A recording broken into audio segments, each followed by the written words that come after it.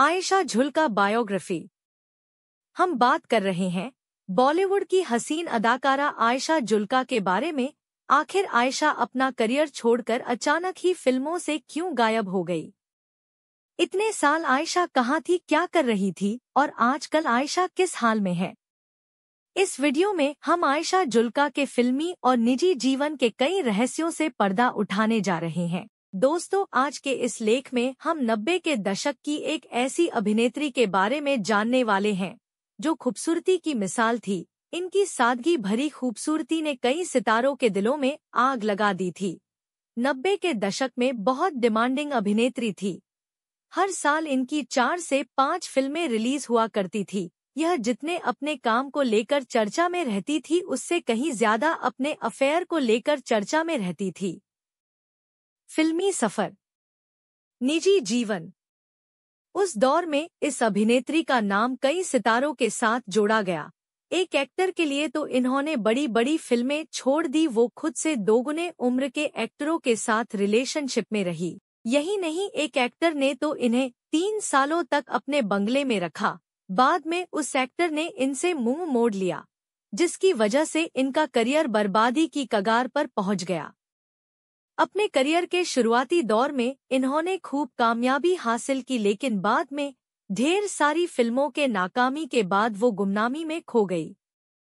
हम बात कर रहे हैं बॉलीवुड की हसीन अदाकारा आयशा जुल्का के बारे में। आखिर आयशा अपना करियर छोड़कर अचानक ही फिल्मों से क्यों गायब हो गई? इतने साल आयशा कहाँ थी, क्या कर रही थी और आजकल आयशा किस हाल में है? इस वीडियो में हम आयशा जुल्का के फिल्मी और निजी जीवन के कई रहस्यों से पर्दा उठाने जा रहे हैं। फिल्मी सफर। आयशा जुल्का का जन्म श्रीनगर में हुआ था। इनके पिता Indra Kumar Julka Indian air force में विंग कमांडर था, जबकि इनकी मां स्नेह जुल्का बॉलीवुड में कॉस्ट्यूम डिजाइनर थी। इसलिए आयशा का बचपन से ही बॉलीवुड की तरफ झुकाव था। आयशा जुल्का ने महज 11 साल की उम्र में फिल्म कैसे कैसे लोग में एक छोटा सा रोल किया था, जबकि बतौर लीड एक्ट्रेस 90 के दशक में तेलुगु फिल्म नेती सिद्धार्थ से डेब्यू किया और सलमान खान के साथ साल 1991 में आई फिल्म कुर्बान से हिंदी फिल्मों में अपना करियर स्टार्ट किया। सलमान खान और आयशा जुल्का, कुर्बान। हालांकि आयशा जुल्का के फिल्मों करियर की शुरुआत सनी देओल के साथ फिल्म नरसिम्हा से होने वाली थी, लेकिन फिल्म की निर्माता से आयशा का किसी बात पर झगड़ा हो गया और आयशा को फिल्म से निकालकर उनकी जगह उर्मिला मातोंडकर को साइन कर लिया गया। बाद में आयशा जुल्का ने अपने फिल्मी करियर की शुरुआत सलमान खान के साथ फिल्म कुर्बान से की। इसके बाद इनकी कुछ और फिल्में रिलीज हुई जो कुछ खास नहीं चली। खिलाड़ी फिल्म का पोस्टर। साल 1992 में फिल्म खिलाड़ी में आयशा पहली बार अक्षय कुमार के अपोजिट नजर आईं। अब्बास मस्तान निर्देशित ये फिल्म सुपरहिट रही। जहां अक्षय को इस फिल्म ने रातों रात स्टार बना दिया, वहीं आयशा का बड़ी सफलता की ओर एक और बड़ा कदम। इसके बाद वो नजर आईं आमिर खान के साथ फिल्म जो जीता वही सिकंदर में। ये फिल्म सुपर डुपर हिट रही और आयशा के जीवन में एक माइलस्टोन साबित हुई। इस फिल्म ने आयशा जुल्का को बॉलीवुड की टॉप की एक्ट्रेसेस के साथ लाकर खड़ा कर दिया था। आयशा ने उस दौर के हर उभरते सितारों के साथ फिल्में की जिन्हें आज सुपरस्टार का दर्जा हासिल है। जो जीता वही सिकंदर फिल्म। अगले कुछ साल आयशा काफी बिजी रहीं। आयशा की लोकप्रियता ऐसी थी कि फिल्म निर्माता उन्हें हर बड़ी फिल्म के लिए साइन करना चाहते थे। उस दौर में आयशा एक साल में 4 से 5 फिल्में तक कर रही थी। सिर्फ इतना ही नहीं, साल 1993 में आयशा की 10 फिल्में रिलीज हुईं, जिनमें से मिथुन चक्रवर्ती के साथ दलाल और अक्षय के साथ वक्त हमारा है जैसी सुपरहिट फिल्में शामिल रही। दलाल फिल्म।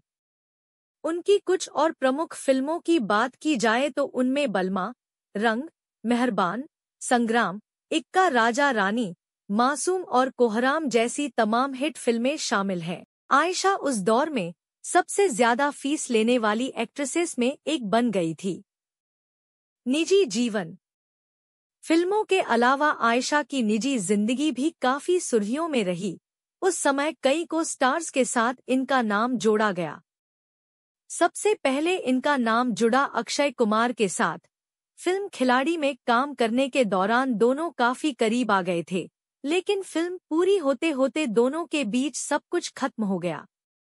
अक्षय, अरमान और मिथुन के साथ आयशा जुल्का। इसके बाद आयशा जुल्का ने अरमान कोहली के साथ एक फिल्म की, अनाम।